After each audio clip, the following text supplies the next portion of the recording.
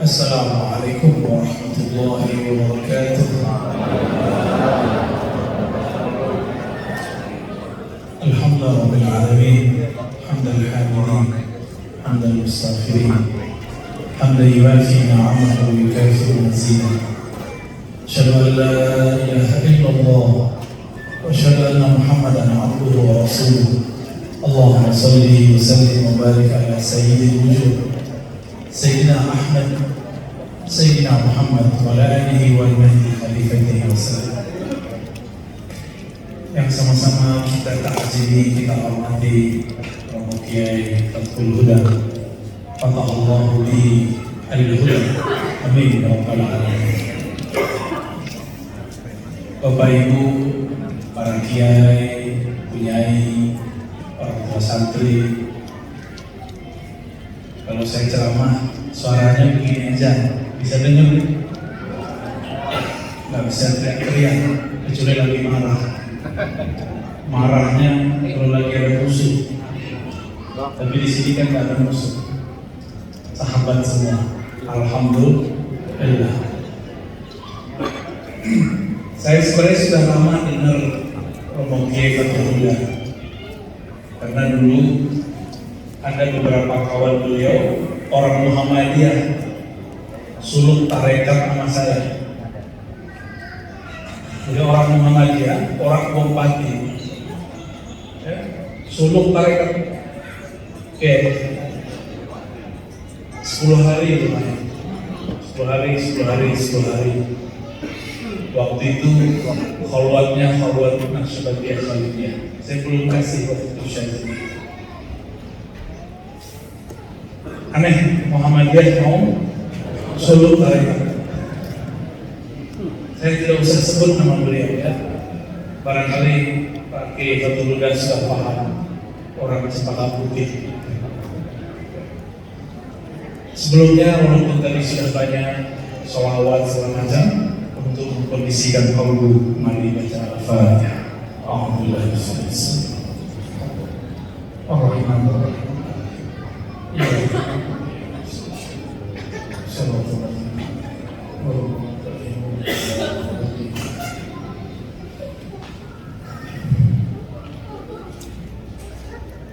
Di dalam surat Asy-Syams Allah bersumpah, yang sumpahnya itu membuat kita hari ini menikmati siang, malam, termasuk badan ini.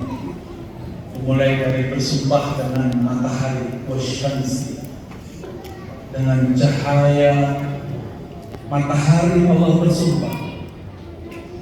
Sumpah itu hanya boleh dengan Allah. Lalu kenapa Allah bersumpah dengan matahari? Karena matahari itu adalah salah satu mahakarya Allah Subhanahu wa Ta'ala. Lalu di tengah ayat, di pendek cerita, Allah kemudian bersumpah, dan pasti ini penting.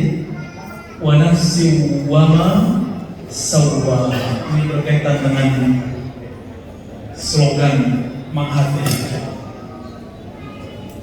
Tapi kita akan baca dengan cara yang berbeda, insya Allah. Allah bersumpah, wa nafsin wa ma sawwaha, demi jiwa dan apa yang telah Allah sempurnakan kepadanya jiwa. Apa yang Allah sempurnakan pada jiwa? Yaitu ruh. Sawwaha biruhi, dengan ruh yang dia tiupkan. Maka dalam tubuh kita ini, Bapak Ibu, tubuh ini dan jiwa di dalamnya Allah pernah bersumpah. Maka jangan main-main dengan sumpah Allah. Itu sebabnya siapa yang membunuh, menyakiti satu jiwa, itu sama dengan membunuh semua jiwa. Karena Allah telah bersumpah dengannya. wa nafsin wa ma sawwaha. Sawwaha, Allah sempurnakan dia dengan ruh. Maka tiada ruh, tiadalah qalbu, tiada hati. Tiada hati, tiadalah manusia. Maka dia cuma binatang semata. Ya. Maka saya suka sekali itu jargonnya, bergerak dengan hati. Karena hati itu pergerakannya mesti lewat ruh. Wa ma sawwaha. Berarti waw ini kan waw ataf. Allah bersumpah dengan apa yang Ia tiupkan. Berarti Allah bersumpah dengan ruhnya juga.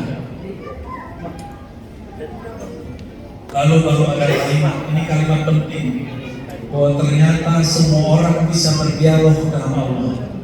Ini ayatnya. Fa'alhamaha fujuraha wa taqwaha. Pelan-pelan arti ayatnya. Fa'alhamaha, maka Allah Ta'ala mengilhamkan. Apa ilham? Apa ilham? Ilham sama dengan wahyu. Ikhbarun sari', pengkhabaran yang cepat kilat. Terus apa yang Allah kabarkan? Bahwa di dalam jiwa, fa'alhamaha fujuraha, di dalam jiwa ada sisi fujur, keji, ingkar, maksiat, ada di dalam jiwa saya. Jiwa Bapak Ibu sama. Walaupun saya didaulat jadi penceramah, bukan berarti saya selamat, sama. Apalagi Bapak Ibu sama. Maka kita gak boleh jijik dengan orang maksiat, karena kita juga bermaksiat. Fa'alhamaha, Allah kabarkan. Bukan Allah mengajarkan, ini salah. Jadi ada orang menerjemahkan Allah lah yang menyuruh orang untuk fujur, itu iblis yang menerjemah. Allah cuma kasih tahu di dalam jiwamu. Ini pakai ha, fa'alhamaha, hanya ke nafsu, bukan ke ruh. Dan Allah ilhamkan, beritahukan kepada kita setiap saat ini, detik per detik, bahwa di dalam jiwa ada fujur, ada kedurhakaan, ada kekejian, ada keburukan, ada semuanya yang buruk-buruk. Itu namanya fujur. Lalu apa lagi? Fa'alhamaha fujuraha wa taqwaha. Waw di sini bisa artinya ma'iyah, bisa berarti waw ataf biasa, bersamaan dengan ada di dalamnya takwa. Nah, takwa itu bahasa Arab artinya menjaga supaya si fujur nggak keluar. Wiqayah, takwa bermakna wiqayah, menjaga supaya fujur tidak nyebar, supaya fujur ini tidak menjadi berbahaya. Nah, ini ayatnya seperti itu. Kita potong dulu ayatnya. Ternyata dulu sebelum kita dicipta di sini, si jiwa ini dicelupkan oleh Allah Ta'ala ke dalam bi'rus zulumat atau bi'rus syahwat. Ini Bapak Ibu, kita sama. Jiwa ini sebelum ditiupkan, dia sudah direndam dulu oleh Allah Ta'ala dalam sumur kegelapan. Itulah yang disebut fujur. Jadi kalau ngikutin ayat disebut bi'rul fujur. Di dalammu ada kekejian. Maka coba aja rasakan. Dalam taat pun kita bisa lihat. Tapi gak usah khawatir. Dalam maksiat pun masih ada kesadaran. Benar gak? Kalau orang maksiat pengen sadar gak? Banyak orang maksiat pengen sadar. Maka saya mengartikan waw itu waw maliyah, bersamaan. Fa'alhamaha fujuraha ma'at taqwa, ma'at taqwa. Itu barengan terus. Sumur semakin dalam dikubur direndam, maka semakin tebal hijabnya. Itulah yang membuat kita kalau zikir nggak pernah fokus. Ibu-ibu, kalau sholat khusyuk nggak? Khusyuk apa kusut? Mulai dari takbir sampai assalamualaikum, ingatnya siapa? Karena sholatnya sholat pakai ini, sholat kok pakai otak. Kan ustaz-ustaz sekarang pinter-pinter ngajarin jamaah sholat pakai otak. Gimana caranya? Menerjemah kata-kata. Itu nggak benar. Memahami boleh, menerjemah jangan. Karena menerjemah pakai otak. Otak itu banyak cabangnya. Meter jadi sekarang berapa bagi? 10. Begini, stres. Jadi jangan pernah menghadap kepada Allah dengan ini. Saya mau tanya, anak titipan Allah atau titipan suami? Bapak Ibu pernah pengen anak cowok, dikasihnya apa? Cewek. Pengen cewek, si cowok. Pengen cowok cewek, gak dikasihnya sih. Muka anak pengennya mirip kita, atau mirip pasangan kita. Ibu-ibu ini kan paling cemburu nih, bapak-bapak ya. Waktu orang bilang, mirip bapaknya, itu ibu-ibu cemburu. Kalau kita dibilang kan mirip ibunya, kita senang. Ternyata nafsu ini.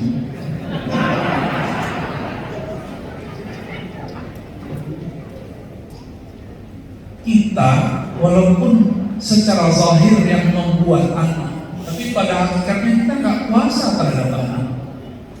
Nggak kuasa. Ya.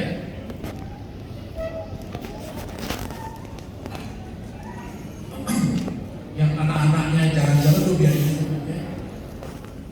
Anak-anak itu membawa rahmat. Jadi di mana ada anak-anak itu kan nggak ada dosanya, ada dosanya. Belum ada dosanya, biarin aja.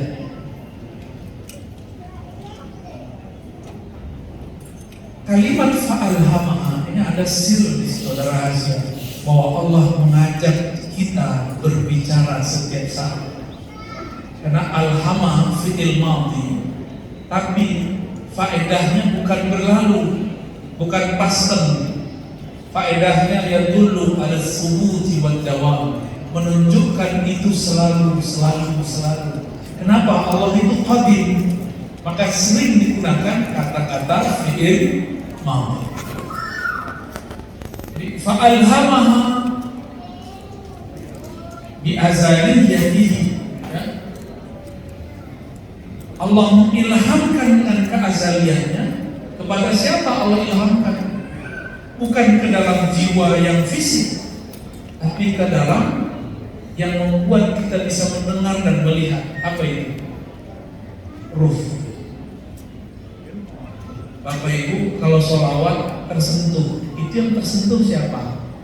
Air mata, mata yang nangis, atau jantung yang terdekat, atau suara yang bagus di telinga kita bergetar.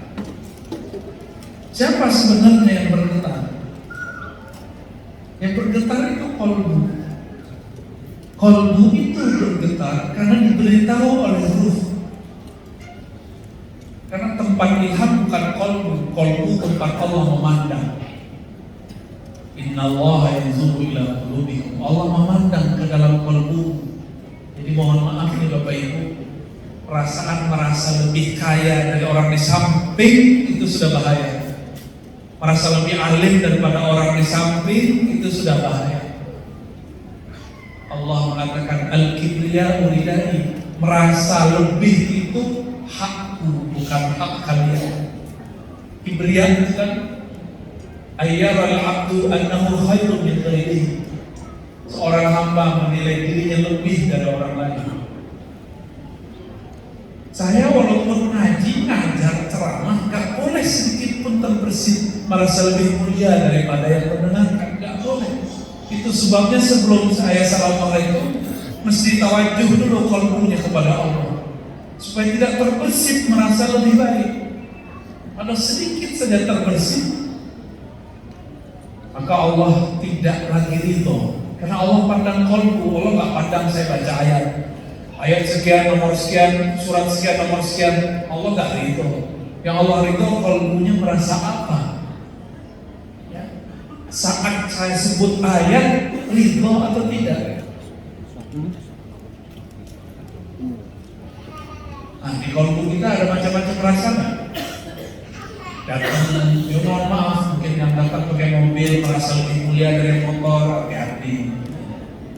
Hati-hati, dimiskinkan Allah hati-hatinya. Mungkin badannya kaya, dompetnya tebal, hatinya miskin. Saya mau tanya, orang korupsi itu orang kaya apa orang miskin? Benar, ada nggak orang miskin korupsi? Gimana mengkorupsi? Makan sehari-hari susah. Orang korupsi itu orang kaya. Korupsi kan corruption, merusak. Dia merusak tatanan. Ya orang miskin apa yang merusak? Ayat ini mengajarkan bahwa kita selalu diajak berbicara oleh Allah. Karena Bapak Ibu, kita ini tidak terbiasa menerima kalam-kalam. Nabi SAW ajarkan sholat istighfar. Ya. Sholat istighfar itu sama dengan beli handphone. Beli handphone, pasang kartu, beli isi pulsanya. Coba, Bapak Ibu punya handphone? Punya handphone ya? Handphonenya kalau nggak ada kartunya bisa komunikasi? Udah ada kartunya, nggak ada baterainya bisa komunikasi? Nggak bisa. Udah punya kartu, udah punya baterai, handphonenya handphone smartphone, bukan handphone butut yang lama. Oke? Tapi tidak punya akun, namanya email. Bisa nggak download? Ambil aplikasi, gak bisa. Maksudnya apa? Kalau seorang hamba dia tidak kenal dirinya, lalu dengan cara apa dia mengambil ilmu Allah? Maka dia harus kenal dirinya. Allah itu gaib atau nyata? Ayo, atau pertanyaannya salah? Atau dua-duanya benar? Allah itu gaib iya, nyata iya. Allah itu nyata dengan rububiyahnya, somaliyahnya, gaib dengan ahadiyahnya. Nah, itu kajiannya panjang. Semoga nanti kalau pulang kampung lagi ke negeri Palang, di Palang dulu sama mertua saya. Oh ternyata Pak Kiai juga tertawan di Palang. Kayaknya mau Palang punya aji-ajian, aji malam hati. Bapak Ibu yang berkata Allah, karena tidak semua kita ngerti Allah itu bicara, maka diajarkan sholat istighfar. Tapi sebenarnya tanpa istighfar bisa bicara. Ini contoh, kalau lagi keluar ziarah di Bonang, ada pengemis, hatinya ngomong kasih nggak? Kasih, benar. Tapi setelah bisikan itu apa? Jangan kasih, jahat, gitu kan? Yang pertama itu Allah lagi bicara ke dalam ruh Ruh kemudian kasih tahu ke dalam qalbu. Itu metodologinya. Allah ngomong kepada ruh, beri. Ruh menyampaikan beritanya kepada qalbu. Qalbu itu tempat menyimpan ilmu-ilmu Allah. Di qalbu itu ada banyak lagi struktur-strukturnya. Seperti bangunan ini ada ruangan tamu, ada ruang aula, ada perpus. Nah, di qalbu itu ada perpus namanya sir. Di situ tempat orang menyimpan rahasia Allah. Kalau santri nggak pernah ke library, nggak pernah ke perpustakaan, cakrawala dia dapat nggak? Cerdas nggak dia? Gimana mau cerdas dia jauh dari perpus? Sama, seorang hamba Allah punya qalbu, tapi qalbunya tidak diajak masuk ke dalam perpustakaan qalbunya bernama sir. Maka ilmunya cuma yang tertulis, yang dibaca. Disitulah banyak kiai-kiai ilmunya mentok, berhenti, bingung. Habis ini apa lagi? Karena dia tidak diajak mengenali cara masuk perpus. Kalau ada yang bukan siswa, santri, masuk perpus, diizinkan nggak? Ada pegawai library, maktabah, ada. Diizinkan nggak? Kalau nggak punya ID card, nggak diizinkan. Inilah yang membuat kenapa kiai-kiai, santri-santri ilmunya mentok. Dia nggak punya kartu masuk ke dalam sirnya sendiri. Ya. Apa kartunya? Kartunya sederhana. Abdullah, menjadi hamba Allah. Hamba Allah itu nol, nggak merasa pinter. Kalau masih merasa pinter, nggak bisa masuk. Maka setiap hamba, setiap kita ini ada pasang-pasangannya dari Asmaul Husna. Bapak Ibu, saya sering cerita di luar sana. Dulu kita punya presiden, dia penyayang ke semua orang, walaupun beda agama. Namanya siapa? Gus Dur. Nama beliau siapa? Abdurrahman Wahid. Orang Jawa ini pengen ngeringkas ya, Abdur, Gus Dur. Kenapa tidak Abdurrahman, Gusman? Lucu ya, nggak pas ya? Pasnya Gus Dur. Gus Dur itu namanya Abdurrahman. Rahman itu kasih sayang Allah tidak terbatas, mulai dari bidayah awal penciptaan alam sampai akhir kiamat. Rahman. Mau mukmin, mau kafir, mau binatang, mau tumbuhan, mau babi, mau kambing, semuanya dapat rahmat Allah Subhanahu wa ta'ala. Maka seorang hamba yang datang kepada Allah dengan rasa rahman, dia pasti punya karakter mencintai semua makhluk. Kita ini kan jangankan sama non-muslim, PKNU Muhammadiyah aja udah terima. Ya, bener. Percuma orang NU punya kiai kayak Gus Dur, kok masih benci sama beda kelompok. Kalau wilayah keluar dari keluar itu namanya Karapalang, itu kelompok ini mesti nama dia, mesti NU, ini udah beda agama, biasa aja. Berarti kolbunya belum rohmania. Baru nama Rahman belum tembus. Gimana mau dapat ilmu lagi ini? Mau wiridan 1000 tahun gak akan tembus. Orang wiridan itu pengen sakti, pengen kasaf, tapi satu nama belum tembus. Gimana mau tembus nama yang lain? Ya?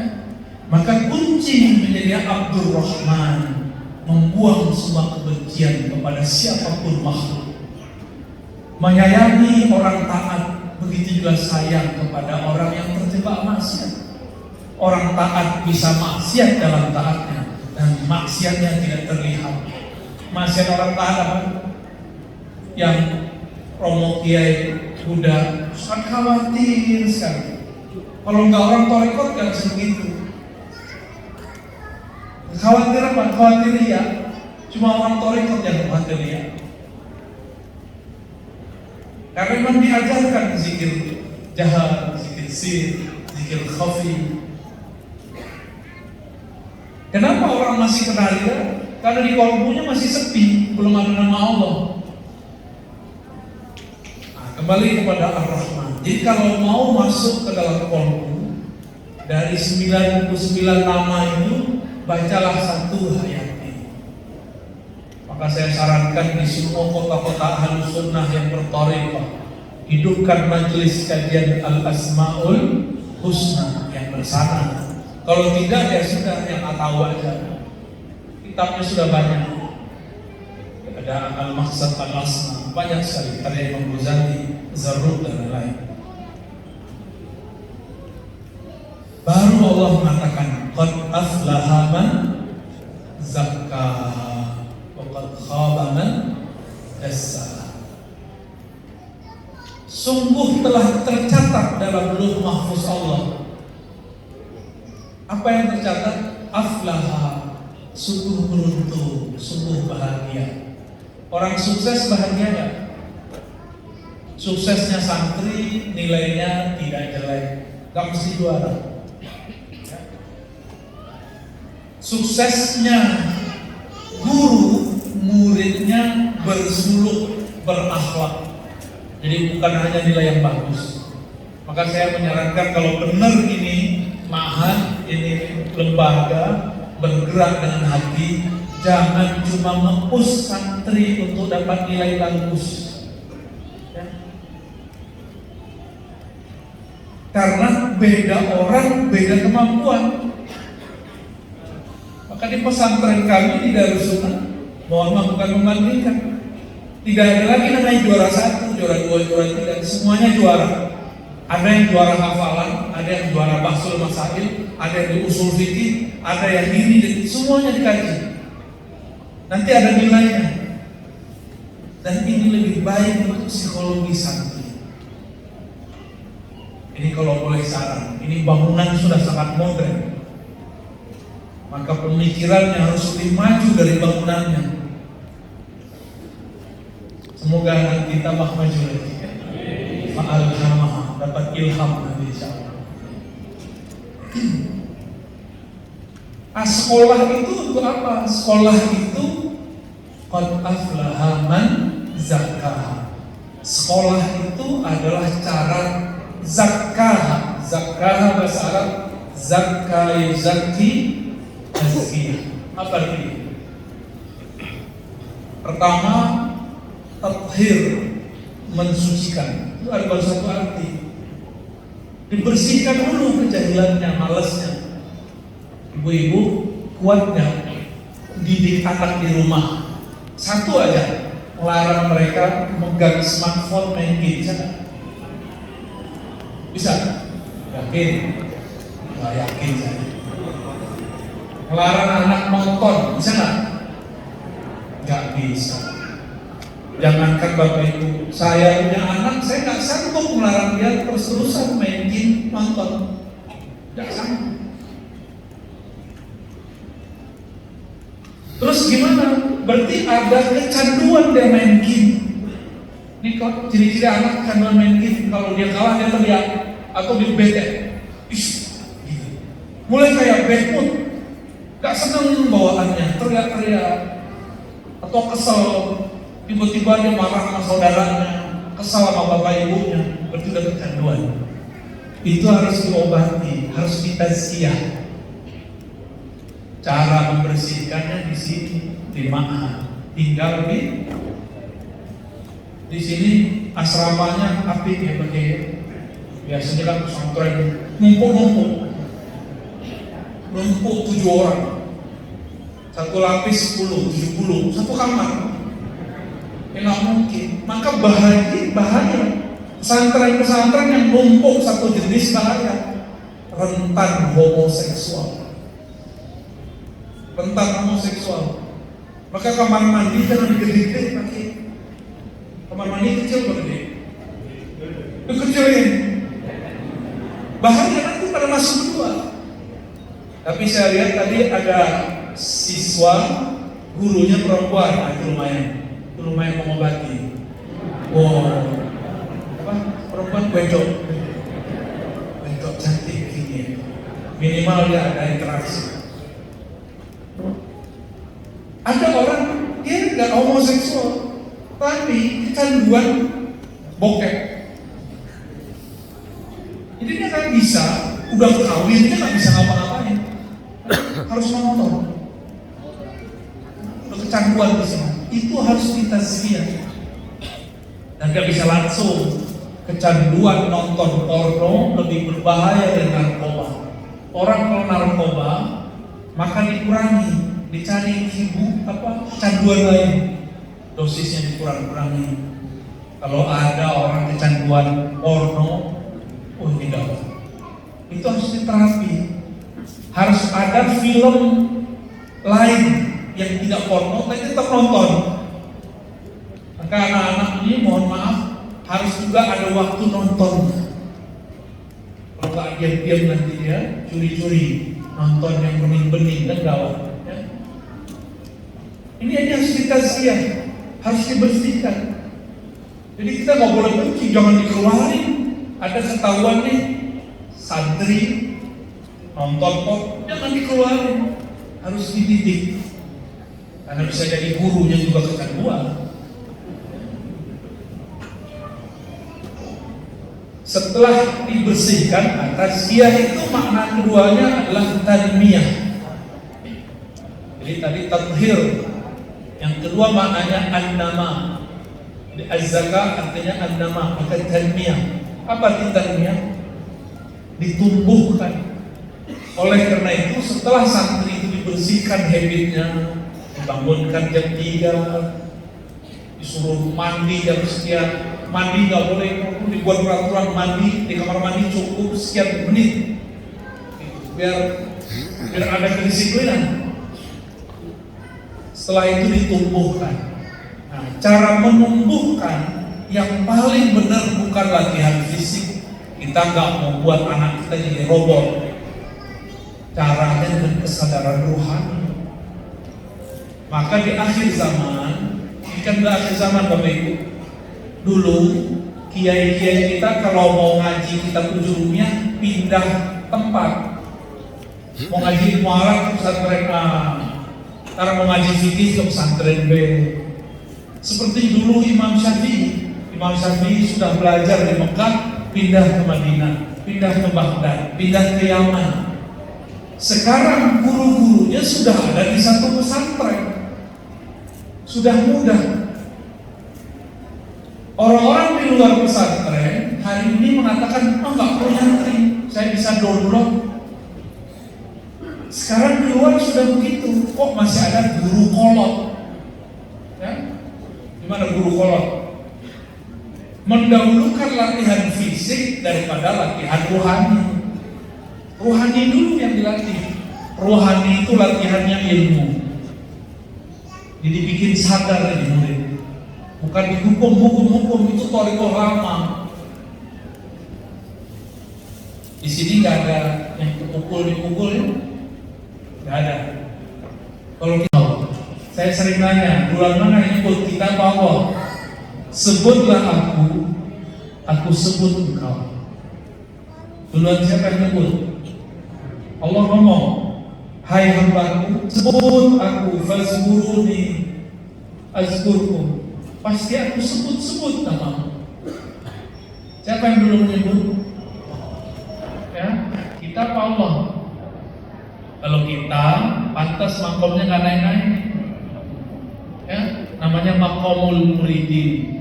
Makommu murid, walaupun sudah jadi bapak ibu, tapi makom masih murid. Karena GR kita yang berzikir.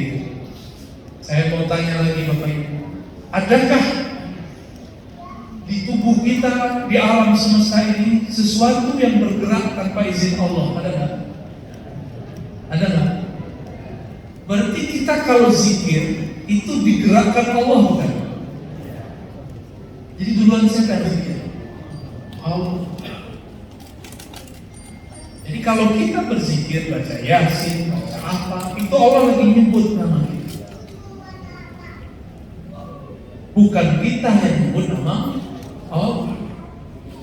Jadi kapan Allah ingat hambanya? Jika hambanya ingat Allah. Bolak-balik itu. Tapi sebenarnya yang ingat itu hanyalah Allah. Allah lah yang ingat dirinya sendiri lewat hambanya. Nah, jadi kalau kita bisa zikir itu Allah dipinjam lidah. Lidah kita yang hina ini dipinjam untuk mampu menyebut namanya. Karena banyak orang tinggal dekat masjid nggak masuk masjid. Berarti badannya nggak dipinjam oleh Allah, nggak digerakkan oleh Allah. Tapi apakah dia mesti meminjam? Sedangkan tubuh ini milik dia juga. Qad aflaha man zakkaha. Ditumbuhkan, dipupuk. Maka memberi iqab tidak boleh terlalu keras.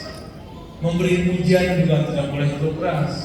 Ngirim santri untuk juara-juara gak mesti terlalu sering. Karena kalau santri sudah sering merasa juara, merasa pinter, ada perasaan jumawa dalam dirinya. Di pesantren, di sekolah ini yang mengharumkan saya. Jangan terlalu sering memuji.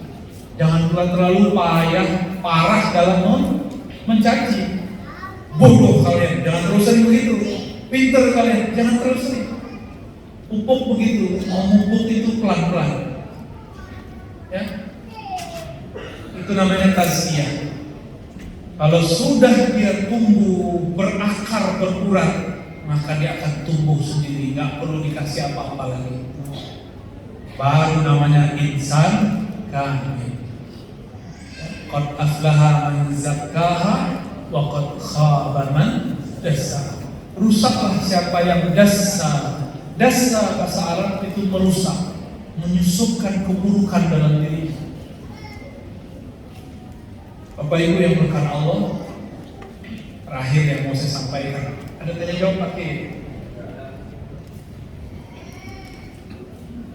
Dulu Nabi SAW pernah berkisah. Apa kata beliau? Nanti di akhirat ada seseorang dihisab oleh Allah Subhanahu wa taala. Hadis Imam Al-Baihaqi. Ada di Tirmizi tapi lafaz berbeda. Ketika dihisab, keluarlah laporannya. Semua yang dia lakukan adalah dosa. Mulai dari dia remaja sampai dia meninggal, semuanya dosa. Akhirnya malaikat azab turun, mengikat orang ini lalu menyeretnya. Tapi ketika hampir mendekati pintu neraka, Allah berkhitab. Apa kata Allah? Wahai malaikatku, sudahkah kalian memeriksa isi dadanya? Lalu kata mereka, belum ya Allah. Maka Allah kemudian mengatakan, bedahlah dadanya, lihat isi jantungnya. Denyutnya mengeluarkan kalimat apa? Lalu dibedah dadanya, jantungnya dikeluarkan. Ternyata jantungnya mengeluarkan darah, berbunyi nafas Allah, Allah, Allah. Padahal dia maksiat sepanjang umurnya, bunuh orang, berzina, korupsi, nyakitin orang, semua ada pada dia. Gak ada, cuma dia gak syirik. Dia tidak menyentuhkan Allah. Di akhir hayatnya bertemu wali Allah, mengajarkan dia zikrullah. Zikirnya masuk ke dalam qalbunya. Idza dzukirallah wajilat qulubuhum. Jika disebut nama Allah, qalbunya bergetar. Itu qalbunya, sekali qalbu bergetar, dia akan selama-lamanya bergerak terus. Walaupun kita sudah gak sadar pakai ini, tapi qalbu itu terus menyebut nama Allah. Ternyata dia di masa hidupnya dulu pernah dibimbing zikrullah oleh gurunya. Kita sebut talqin zikri. Dan itu merasuk, nyatu dengan qalbu, bergetar. diambillah getaran kalimah Allah itu, ditimbang dengan semua dosanya. Ketika ditimbang, awalnya masih goyang-goyang. Kolbu masih menyebut nama Allah, diambil lagi getarannya, masih belum. Ambillah kolbunya, langsung ditaruh. Bukan hanya getarannya yang ditaruh, kolbunya yang ada nama Allah di situ diletakkan. Langsung timbangan menjadi berat. Apa kata Allah? Wahai hamba, jika engkau timbang namaku dalam langit dan bumi, masih lebih berat nama. Waladzikrullahi akbar. Sungguh menyebut-nyebut nama Allah itu lebih besar di sisi Allah Subhanahu wa ta'ala. Kalau sudah begitu, pasti orang menyebut nama Allah kalau sholat pasti khusyuk, ya, karena Allah yang besar. Walhasil malaikat azab melepaskan rantainya, lalu diambil alih oleh malaikat rahmat, masuk surga dengan kalimat Allah. Allah ampuni semua maksiatnya. Ada orang begitu nanti. Itu karena si guru mau terima. Seburuk apapun murid dia terima, dia didik. Ini pesan saya kepada sesama guru. Jangan putus asa mendidik guru. Ya. Ketika Azazil itu kan Badul Jan, pangerannya Jan, belum jin, masih Jan. Badul Jan itu disebut jismun nariyah, jisim yang tercipta dari api. Kalau malaikat jisim nuriyah, jisim tubuh tapi tercipta dari nur, itu malaikat. Kalau Azazil, mbahnya setan-setan itu terciptanya dari api. Ketika terjadi bencana di muka bumi, semua jin-jin pergi dari tanah. Mereka pergi pohon-pohon, pergi ke laut, pergi ke gunung-gunung, terbang ke awan. Sisa ada satu anak kecil namanya Azazil. Allah berfirman kepada Sayyidina Jibril, "Hei Jibril, ambil itu anak." Ketemu santri-santri Bandung waktu sekolah, tapi jadi soleh di luar sekolah. Dan mohon maaf, banyak ketemu santri soleh waktu sekolah, jadi orang stres di luar sekolah karena dia merasa pinter dan soleh. Berarti pinternya belum sampai tazkiyah, ya. Maka Bapak Ibu, terutama para masyayikh, para asatidz, para kiai, jangan lakukan kesalahan rahim yang menvonis orang yang membunuh 99 orang. Jadilah seorang wali terpencil yang walaupun sudah bunuh yang 100-nya yang dia bunuh si rahim, dia mesti terima. Ya, semoga kita menjadi asbab orang-orang mendapatkan hidayah. Amin ya rabbal alamin. Begitu juga kita semua. Ya. Gimana Pak Kiai? Mau ada tanya jawab? Silakan diatur. Sebelum acara ditutup dengan doa, kami buka sesi tanya jawab terlebih dahulu. Karena terbatasnya waktu, kami batasi 3 pertanyaan. Bagi Bapak Ibu yang bertanya, silakan. Terima kasih atas waktu kami bertanya. Dalam melaksanakan sholat atau bersolawat, kita pasti akan berusaha untuk khusyuk. Ya.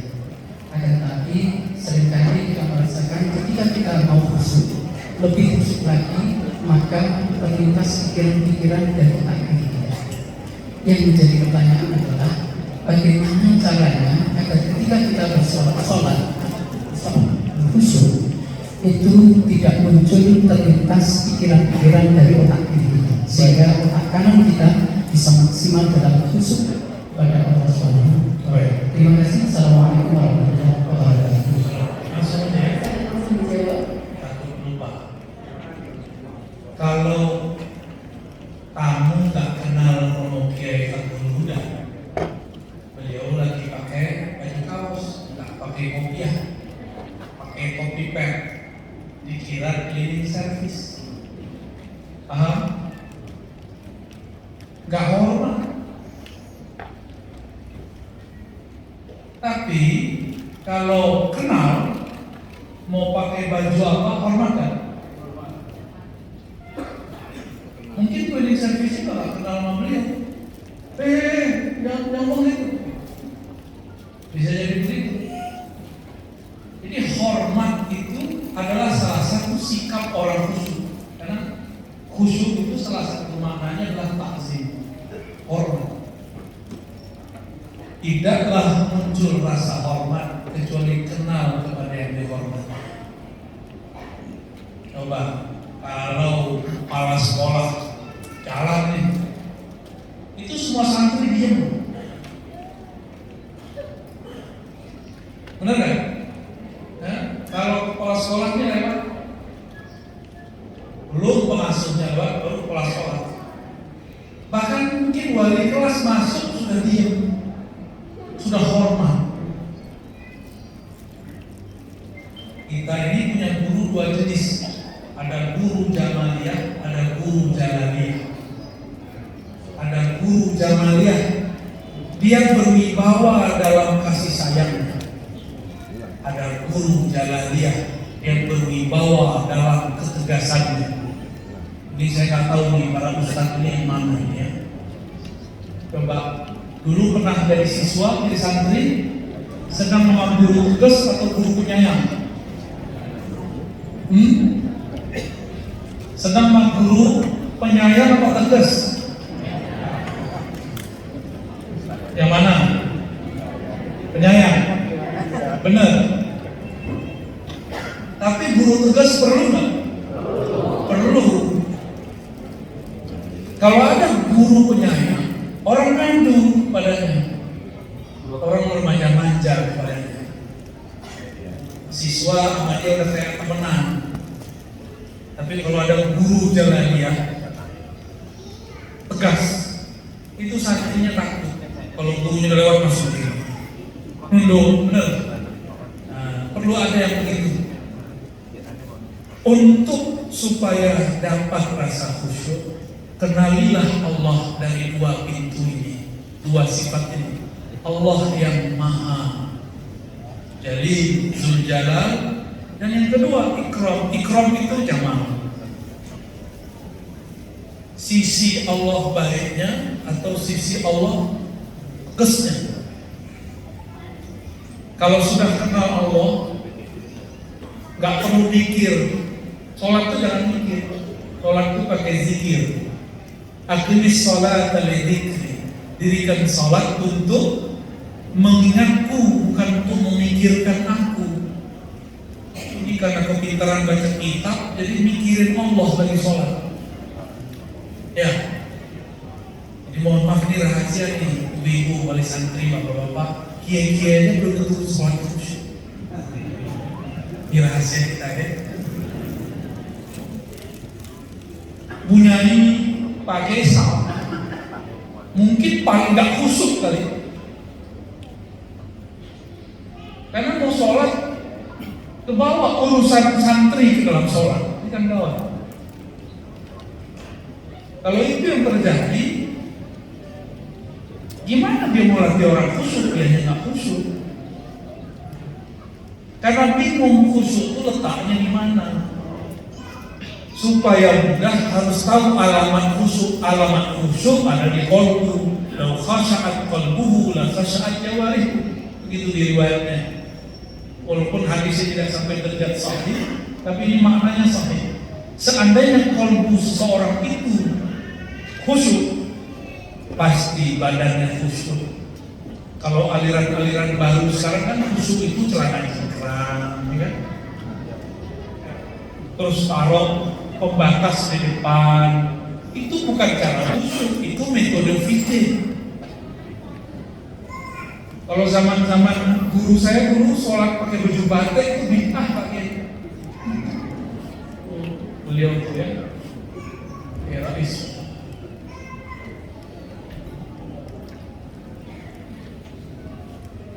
Apa hubungannya khusyuk dengan baju batik? Ada nggak? Nggak ada hubungannya. Di zaman Rasul, orang nggak biasa pakai baju yang banyak modelnya. Maka Nabi menghindarkan itu karena menghindari kemewahan. Beda banget. Ya? Saya mau tanya Bapak Ibu, sholat depan Ka'bah dengan sholat di masjid Akbar ya? Masjid Akbar di sini, Tuhannya sama nggak? Sama Tuhannya? Beneran? Jangan beda Tuhannya. Kalau sama, kenapa rasanya beda?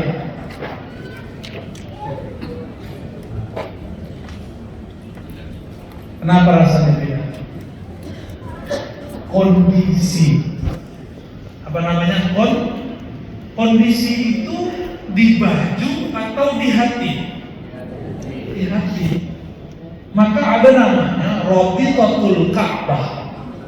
Dibaca dalam usolli fardhu subhi raka'ataini ma'muman lillahi ta'ala. Kalau dalam lafaz lain kan mustaqbilal qiblati raka'ataini kan gitu. Itu namanya Rabitatul Ka'bah. Mengkondisikan badan seakan-akan berhadapan dengan Ka'bah. Yang mengenalkan Ka'bah kepada kita siapa?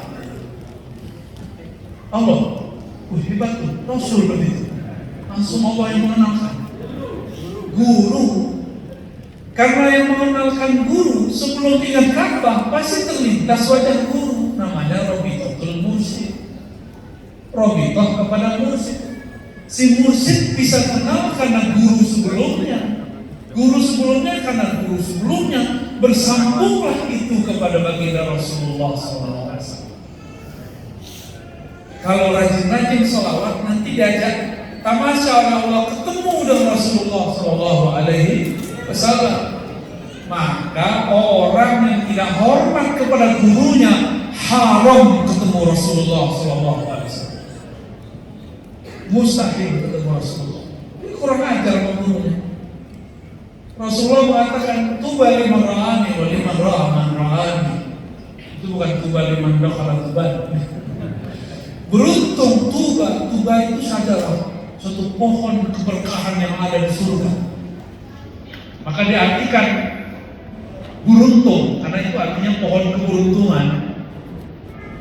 Beruntung orang-orang yang memandangku. Jika tidak bertemu aku, yang bertemu orang bertemu aku. Kalau tidak bertemu orang yang bertemu dari orang yang bertemu aku. Kita sebut dengan silsilah. Apa sebutannya? Kalau bahasa ahli hadisnya sanad. Nabi bersabda, "Shollu kama ra'aitumuni usolli." Salat seperti kamu melihat aku salat. Ada di sini yang pernah melihat Nabi salat? Nabi di Jakarta ada Nabi, namanya Ahmad Musote. Tapi saya nggak pernah lihat dia salat. Gimana? Ada yang lihat Nabi salat?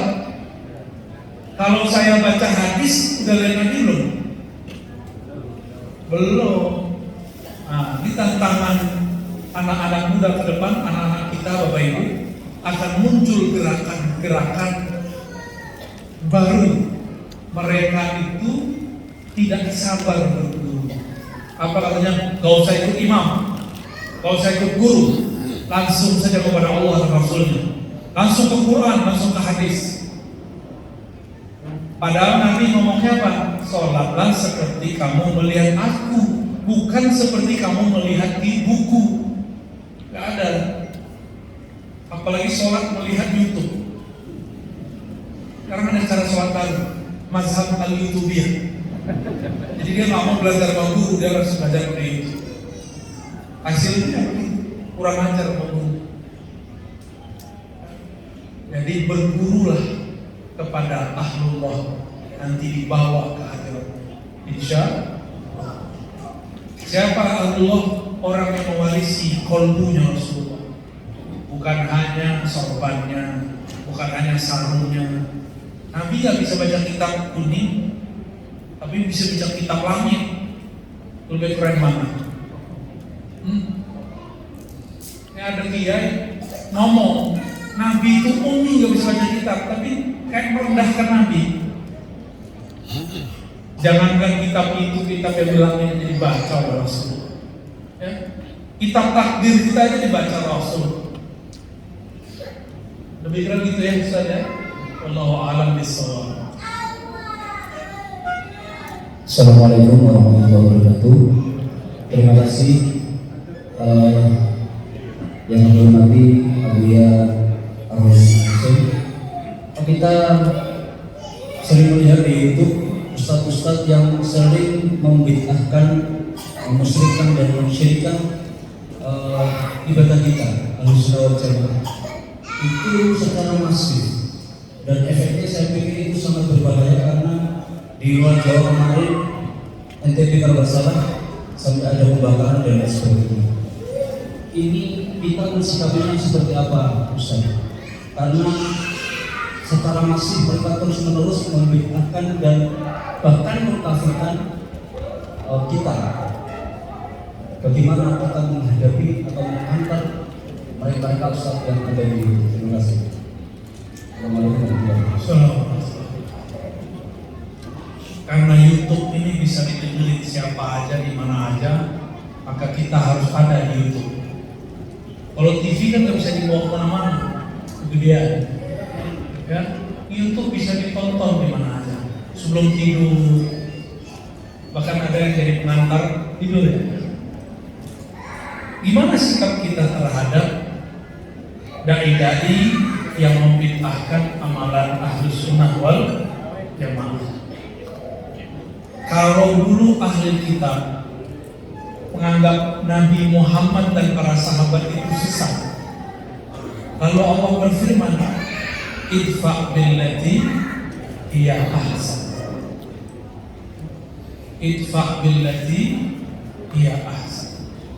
Biarin bu, kasihan anak nangis. Saya juga punya anak, jadi saya tahu perasaannya. Idfa' billati hiya ahsan. Olahlah, tanggapilah dengan cara yang lebih ahsan. Ahsan itu kalau dia ilmiah, kita harus lebih ilmiah. Dia baca hadis, kita harus lebih mantap baca hadisnya. Dia penampilannya keren, kita juga harus keren penampilannya.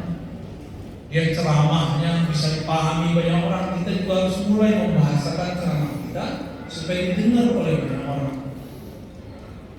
Dia keras, jangan dengan keras, itu namanya ahsan. Kita dengan kelembutan. Tidak adalah kekerasan dilawan dengan kelembutan kecuali yang keras kalah. Benar nggak Bapak Ibu? Bapak Ibu lebih paham dari saya ya? Keras, lembut. Bapak-bapak ini keras, ini pegang ibu lemes langsung. Makanya Allah itu Rahman Rahim. Kalau bahasa anak muda sekarang di kampus, Allah Maha Feminin, Maha Rahman dan Rahim, bukan Maha Kebapaan. Gitu ya. Kita harus mulai. Maka ustaz-ustaz yang bagus di sini secara hujah, keaswajaannya terlatih, harus mulai masuk ke YouTube, masuk ke Facebook, masuk ke Instagram. Gak usah keren pakai video yang bagus, pakai yang kecil ya, namanya smartphone. Jangan bergerak sendiri, bergerak berjamaah. Ya, bergerak sendiri berarti kita yang pengen terkenal. Kita nggak mau terkenal, capek pak terkenal itu, nggak enak terkenal itu. Tapi lebih enak terkenal di langit. Kalau terkenal di langit, orang terkenal di bumi dipatwal polisi, di langit juga sama. Kalau terkenal di langit ada patwal langit, cepat usulnya kepada Allah Subhanahu wa Ta'ala. Jadi kita harus membalas dengan yang baik. Sekarang mereka belum main fisik, tapi nanti bakal ada masa mereka main fisik, karena itu kabar dari Rasulullah Sallallahu Alaihi Wasallam. Suriah, tempat mantu beliau, Gus Syafiq, itu sudah main fisik, sudah dor-doran. Irak sudah, Mesir gagal, untuk masih ada alasan. Apalagi Yaman termasuk,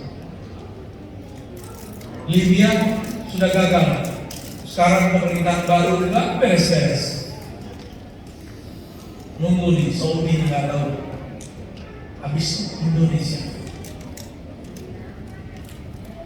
habis itu. Jadi kita ini seharusnya beberapa tahun kemarin sebelum pandemi sudah perang. Target mereka udah begitu.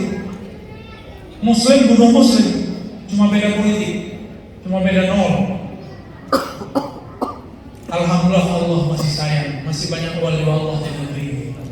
Maka Bapak Ibu tetap kita doakan negeri ini supaya tetap aman. Sampai kapan wallah? Karena ke depan sudah tambah berat. Dan kita sedih, jangankan orang awam, aparat aja sudah ada yang kesusupan. Aparat kesusupan gimana? Kita nggak boleh kemudian saya sebut nggak mau ngajar di dinas, harus sadar Pak, harus masuk ke polisi, harus masuk ke tentara. Jangan sok-sok sebut udah begini zamannya. Maka para kiai, para ustaz, para guru, mohon jangan menutup diri lagi. Ya, ayo temani saya berdakwah di sosial media. Ya, tapi jangan berbicara yang nggak ngerti. Wala taqfu ma laysa laka bihi ilm. Jangan kamu berpendirian, berwukuf. La taqfu waqifan, dan begitu. Jangan kamu wukuf, berpendirian terhadap sesuatu yang kamu tidak paham. Bisa juga wukufan, suatu pemahaman. Jangan coba-coba komentar kalau nggak ngerti, norak nanti. Jika dia bawa hadis, kita bawa hadis. Kalau dia bawa kitab, kita bawa kitab. Dia bawa ayat, kita pakai ayat. Dia bahas tentang tasawuf, pakai kitab. Kitabnya kitab Ibnu Taimiyah, balasnya harus pakai kitab Ibnu Taimiyah. Tapi jangan dilarang santri. Pak ustaz-ustaz yang jago ini baca kitab Ibnu Taimiyah. Alhamdulillah saya banyak ya, saya katakan di Ibnu Taimiyah. Jadi mereka mau belok kemana lagi kita kejar. Ya, bener nggak? Ternyata nggak. Contoh, mereka mengatakan tawasul syirik. Benar nggak? Ibnu Taimiyah tidak mengkafirkan, tidak mensyirikkan tawasul semua. Ada tawasul yang dibolehkan. Apalagi mereka mengatakan robitoh mursyid syirik. Tunggu dulu. Ibnu Qayyim Ibnu Taimiyah berrobitoh kepada Ibnu Taimiyah.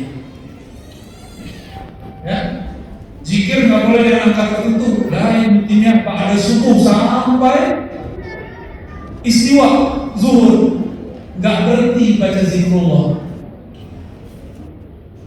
Ibnu Taimiyah, Imam Salafi Wahabi.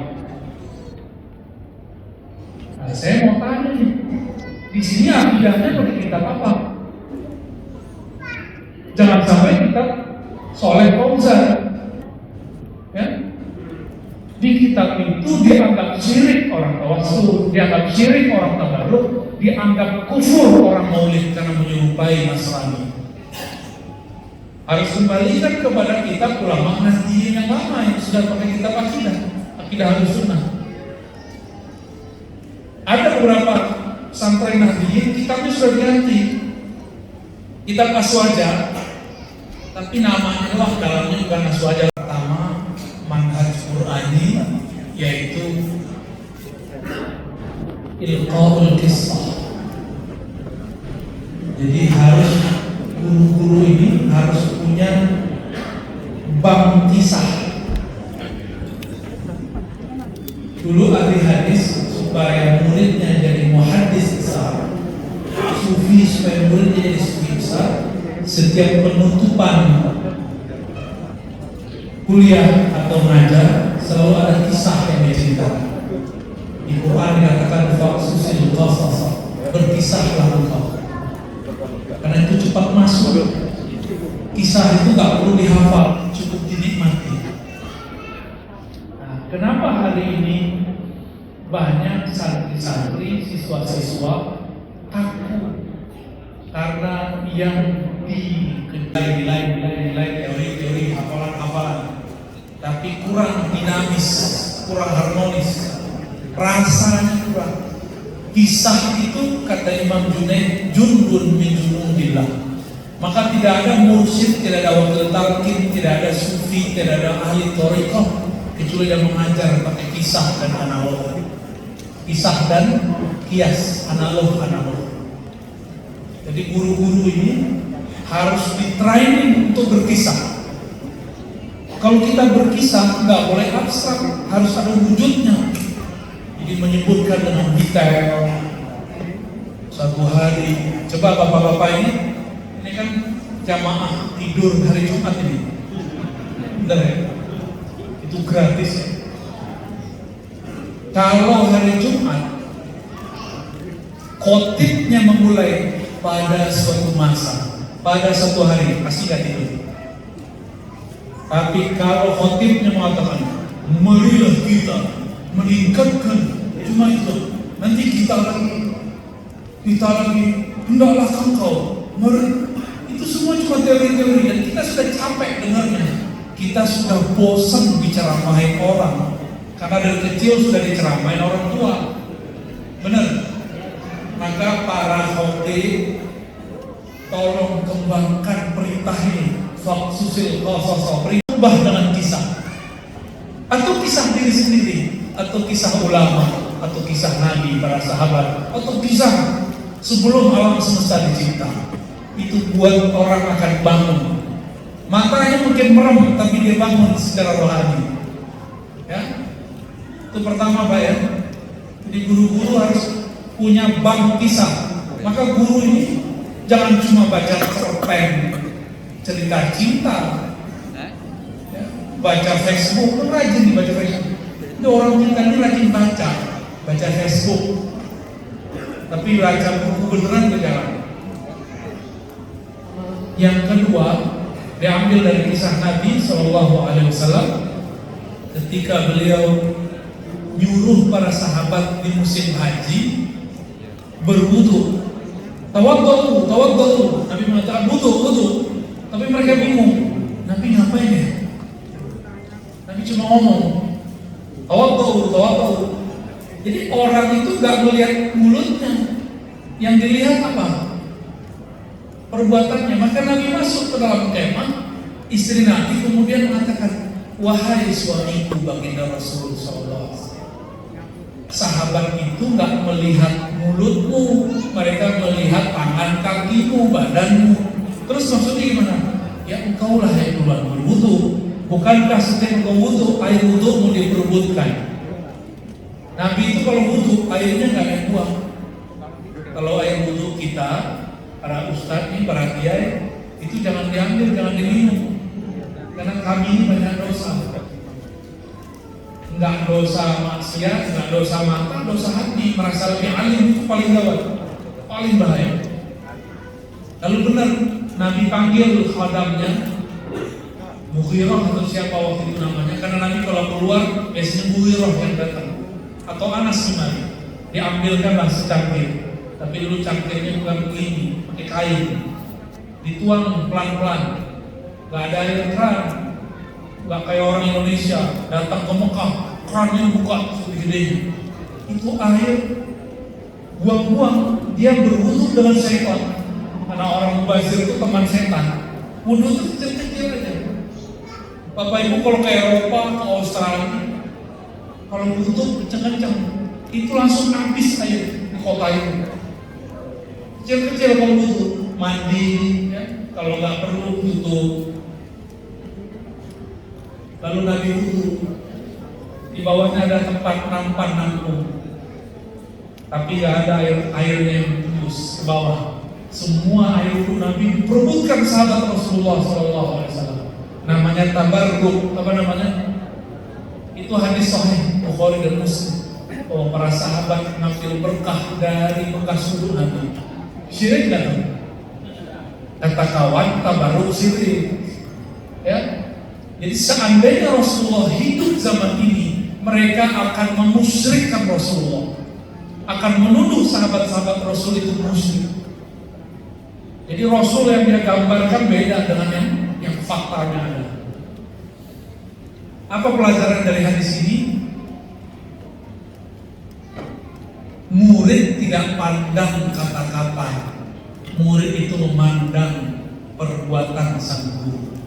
Jadi beri contoh, jangan banyak ngomong, ya. Jangan main tunjuk-tunjuk, bersin tidak. Cobain Pak Guru, Pak Kepala Sekolah, Kalau ada sampah kita pungut depan murid, oh itu murid langsung salah tingkah.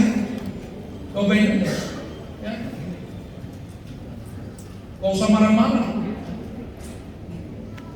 Nah, saya tutup pertanyaan itu dengan satu hadis. Ini hadis membuat saya berubah dalam ngajar. Dulu saya killer Pak ngajar, sedikit-sedikit hukuman, sedikit-sedikit pusing, dulu begitu. Maklum, mantan orang keras. Dibacakanlah hadis oleh Al-Habib Ali Al-Jufri, hadis musalsal yang beliau dengar dari Al-Habib Abdul Qadir, ya, dari Jeddah. Saya ingat saya. Apa kata beliau? Aku pertama kali mendengar guruku Al-Habib Abdul Qadir mengatakan kalimat ini. Gurunya juga begitu, guru sampai kepada Rasulullah SAW, sampai kepada Sufyan bin Uyainah sebenarnya, terus langsung ke Nabi. Apa kata Nabi? Irhamu man fil ard. Di riwayat lain, ar-rahimun man fil ard yarhamur rahman. Irhamu man fil ard yarhamukum man fis sama. Orang-orang yang rahim, penyayang di bumi, maka Allah sayang. Sayangilah makhluk di bumi, maka di langit sayang. Jadi kalau banyak santri kesurupan, berarti gurunya galak-galak. Ada yang kesurupan kan di sini Bapak Ibu? Ada. Kalau masih ada kesurupan, harus ada yang dibenerin. Jalaliyahnya terlalu lebay, harus dibalance dengan jamaliyah. Ya. Ada pesantren, santrinya banyak kesurupan. Santren, ada kan? Itu berarti gurunya terlalu banyak memberi beban. Nah, ini kan saya lihat daftarnya ke Kementerian Agama ya, Pak Kiai. Bener. Wah itu berat. 2 Kementerian Edukasi itu santri kita. Ini santri kita berarti dapat 2 muatan. Kalau otaknya nggak kuat-kuat amat tuh, gawat. Maka santri harus bikin santai. Berarti seharinya berapa mata pelajaran Pak? Ada berapa? Dari pagi sampai sore. Ada mata pelajaran Kementerian Agama, ada pendidikan. Santri itu orang hebat. Ketika yang umum cuma belajar 1 muatan, dia belajar 2 muatan. Nanti kuliah gampang insya Allah. Yang penting jangan stres. Kalau kami dulu mensiasati fikih Kementerian Agama itu diganti pakai kitab fikih Arab. Jadi mereka tetap belajar kitab, walaupun cuma dasar-dasar mata dunia. Daripada fikih proyek, buku modul proyek bukan lillahi, lil fulus ta'ala. Sedangkan Imam Malik mengatakan mu'amalillahi baqiyah, yang karena Allah pasti kekal. Itu sebabnya buku-buku modul setahun ganti. Coba kita nyantri dari dulu sampai sekarang masih jadi santri, nggak pernah ganti mata takrib. Ada yang berani ganti? Pecat jadi ustaz. Ya? Nggak pernah kita ganti. Kenapa? Lillahi baqiyah. Sepengarangnya mengekalkan itu dengan cara memulangkan itu kepada Allah. Dia niat nulis kitab karena Allah. Nyatanya cukup kan? Dulu. Satu lagi, ya. Terakhir di belakang ya, yang belakang rudung hitam, baju hijau, mohon diberikan mic-nya.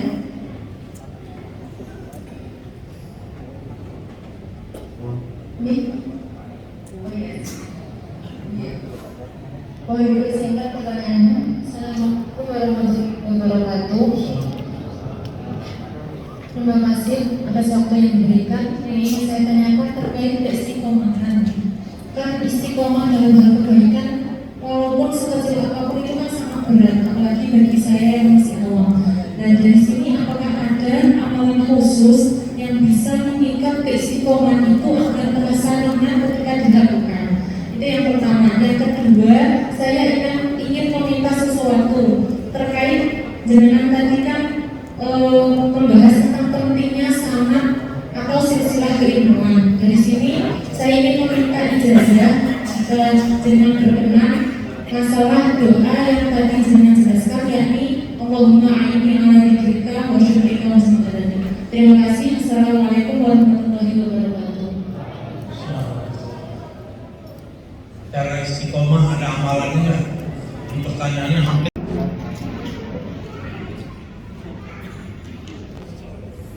Wa ma khalaqtul jinna wal insa illa liya'budun. Kalau thariqat lama terjemahin ya'budun itu menyembah, wiridan. Tapi kalau thariqat aulia artikan ya'budun, ya'rifun, mengenal aku. Tidak aku ciptakan jin dan manusia kecil untuk mengenal aku. Kenapa guru-guru di sini mau ngajar? Mungkin karena niatnya benar, ingin cetak murid, atau yang kedua ingin menambah, mencari ma'isyah, penghidupan. Maka dia mau berangkat pagi, pulang sore. Kenapa ada orang mau jadi PNS, mau jadi karyawan, mau jadi kontraktor, segala macam pengusaha, dagang? Karena jelas yang dia tuju adalah kesejahteraan. Kalau PNS gajinya sekian per bulan, karyawan di akhir bulan, maka dia mau bermacet ria, berangkat pagi, pulang sore, berangkat pagi, pulang sore. Udah bosan begitu masih terus istiqomah. Kenapa dia istiqomah? Berharap ada buahnya di akhir bulan, namanya gaji. Ratib syahriyah bahasa Arab. Paham analognya? Kenapa orang semangat kerja? Karena ada yang dituju, dia tahu yang dituju dia namanya fulus. Ini sumber kesejahteraan dia. Maka dia mau bekerja siang bahkan malam. Kenapa ada orang istiqomah? Karena dia paham, dia beramal untuk siapa. Dia ngerti dia sedang berdialog dengan siapa. Kalau tidak paham dia ibadah untuk siapa, maka yang terjadi hambar, istiqomahnya putus-putus. Jadi nggak ada amalan fisik, yang ada amalan ruh. Amalan ruh adalah ma'rifatullah. Maka kenalilah Allah sedekat-dekatnya, sebanyak-banyaknya. Semakin ilmu Allah itu dibuka, semakin kita merasa tidak berilmu. Jadi amalannya amalan ruhi. Kenali yang engkau sembah, maka engkau akan istiqomah. Lalu tips terakhir. Tips terakhirnya, kalau ketinggalan bolong wajib diqodho. Itulah kelebihan orang tarekat. Orang tarekat ini tidak hanya istiqomah bekerja. Ini Bapak Ibu, kita kerja di suatu kantor. Kita meninggalkan pekerjaan kemarin sore.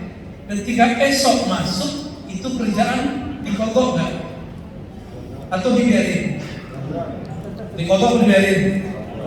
Diqodho. Kenapa bisa mengqodho amal dunia, tapi tidak bisa mengqodho amal akhirat?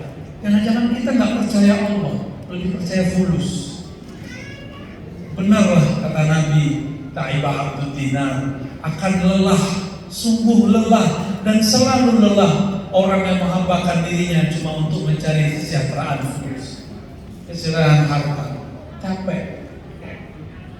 Bapak ibu-ibu ini kenapa mau melahirkan? Karena suaminya dicintai, dia sayang kepada anak, ini anaknya.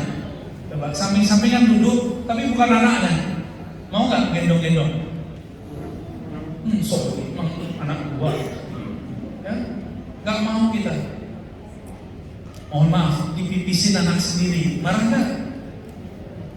Habis pakai baju bagus-bagus begini, tiba-tiba dipipisin anak sendiri, marah nggak? Digampar nggak anaknya? Enggak, malah kita kemasian salam, malah dipeluk-peluk anaknya, malah dicekokin baik-baik. Bapak Ibu, kembali ke yang tadi, kita kalau kenal, kita pasti istiqomah. Jadi amalnya bukan baca ini, baca itu torikot jadul, udah ketinggalan torikot begitu. Orang sekarang udah pakai gadget untuk masalah duniawi, untuk masalah ukhrawi. Belum ada percepatan thariqah. Ya. Thariqah itu harus direvisi, namanya thariqah. Tujuan kita mencapai ma'rifat. Beda zaman, thariqah harus direvisi walaupun namanya Naqsyabandi, Syazili, Qadiri, harus direvisi metodenya. Nah, itu kewajiban para mursyid-mursyid yang wasilin ila Allah, yang kenal kepada Allah, tentu atas izin Allah dan Rasulullah sallallahu alaihi wasallam. Gak boleh buat thariqah sendiri. Ya? Begitu juga dalam kita. Adapun ijazah mengenai doa Allahumma a'inni ala dzikrika wa syukrika wa husni ibadatik, ini adalah doa yang diajarkan Nabi kepada seorang sahabat, dan Nabi mengatakan inni uhibbu, disebut al-musalsal bil mahabbah, musalsal dengan cinta. Setiap guru mengatakan wahai muridku aku mencintaimu, maka saya mengatakan ayuhal hadirun hadirat inni uhibbukum, aku mencintai yang hadir semuanya. Faqulu fi kulli duburi shalah, maka tolong dibaca setiap selesai sholat. Apa yang dibaca? Yang bicara ada penijazahnya. Ya? Faqul fi kulli duburi shalah Allahumma a'inni ala dzikrika wa syukrika wa husni ibadatik. Jadi kalau saya pakai Jalaliyah saya marah-marah. Tapi kalau pakai Jamaliyah kita maklumi. Sudah capek ya duduk dari tadi pagi ya. Apa kata Nabi? Aku cinta kepada engkau wahai Abu Darda, wahai Mu'az, wahai sahabat. Maka bacalah setiap selesai sholat, atau dubur sholat artinya ujung sholat. Sebelum assalamualaikum boleh. Allahumma a'inni ala dzikrika wa syukrika wa husni ibadatik. Ya Allah, bantulah aku mengingat engkau. Yang kedua wa syukrika. Ini doa minta kaya tanpa perlu fulus. Jangan minta fulus kepada Allah, mintalah syukur. Orang kalau syukur pasti punya wa syukrika. Nabi itu nggak pernah minta ya Allah kayakan aku, enggak. Tapi Nabi minta ghayahnya, minta ma'rifatnya.